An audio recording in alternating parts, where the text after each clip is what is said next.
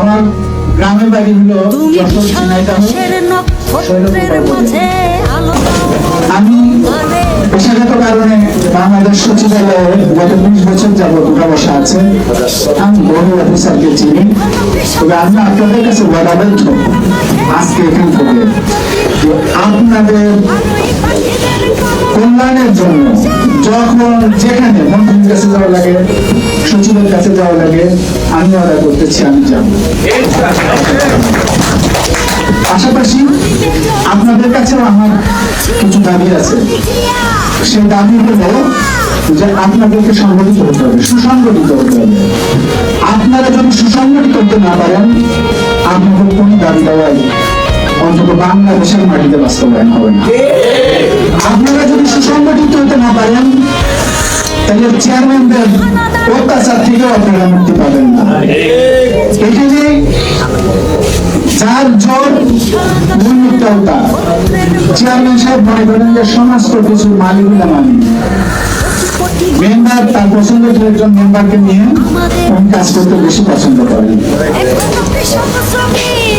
আমার জাতীয় নির্বাচনে ইউনিয়ন পরিষদের ভূমিকা, আপনি জাতীয় নির্বাচনটা ইউনিয়ন পরিষদ থেকেই হয়। জাতীয় নির্বাচনটা ইউনিয়ন পরিষদ এটার ভোটারদেরকে বাড়ি বাড়ি থেকে সংগ্রহ করে নিয়ে এসে ভোট কেন্দ্র পর্যন্ত নিয়ে যায়, এই মেম্বাররা এই কাজটি করেন। তাহলে এই মেম্বাররা যদি আপনার সহযোগিতা না করে, আপনি কখনোই জাতীয় নির্বাচনকে সুষ্ঠু এবং সফল করতে পারবেন না।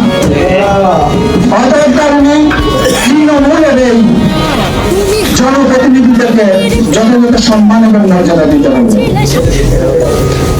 যদি সেখানে ব্যর্থ হন, তাহলে আপনি এর সুফল পাবেন না। সরকারের পক্ষ থেকে তৃণমূলের প্রতিনিধিত্ব করেন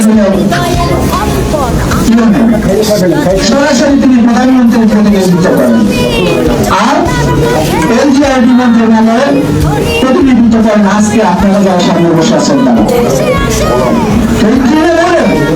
নেতাদেরকে যদি আমরা মূল্যায়ন করতে না পারি, তাহলে আমরা কখনোই একটি সুন্দর বাংলাদেশ, একটি সুন্দর সমাজ, একটি সুন্দর ব্যবস্থা কখনোই পাবো না।